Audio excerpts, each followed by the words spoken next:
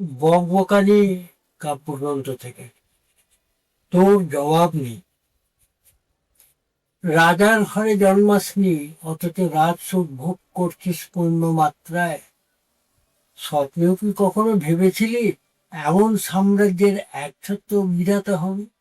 নেহাত গণতন্ত্র, অধিকার বলে টিপছাপ সাঙ্গ কাঙ্গ সহ বেরিয়ে এসেছিস মাল্যভূষিত গলায়।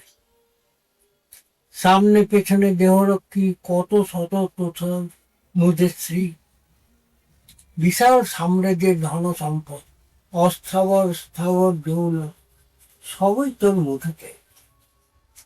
এরই মাঝে সংগ্রহ করেছিস পর নামে অমূল্য রত্ন সম্ভার, স্বর্ণালঙ্কার, বিলাসী উপকরণ।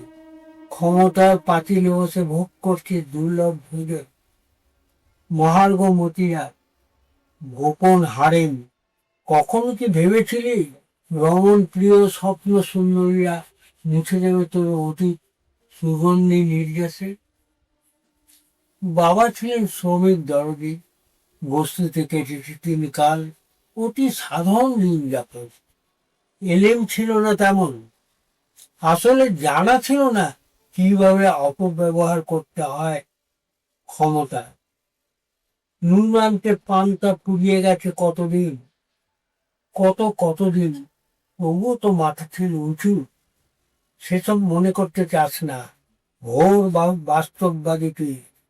ডালে ঝোলে অম্বলে বুদ্ধিজীবীদের কাছ থেকে বাগিয়েছিস দুর্লভ অভিজ্ঞান।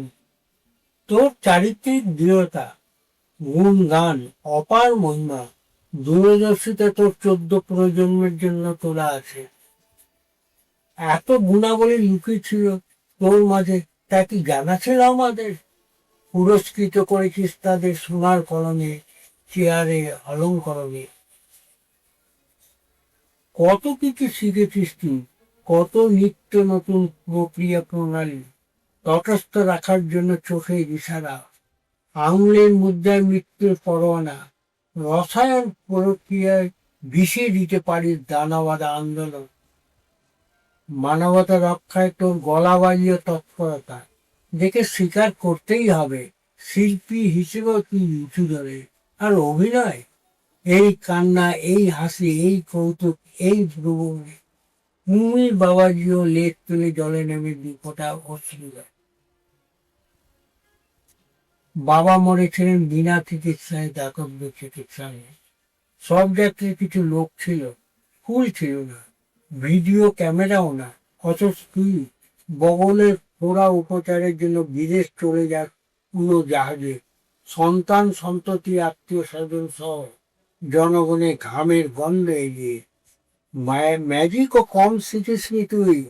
টুস্কি মেরে হাফিস করে দিতে পারিস কত শত কালো ছাতা, ছড়ি ঘুরিয়ে ছুটো করে দিতে পারিস সৌরগতি। তোর জবাব নেই, সত্যি তোর জবাব নেই।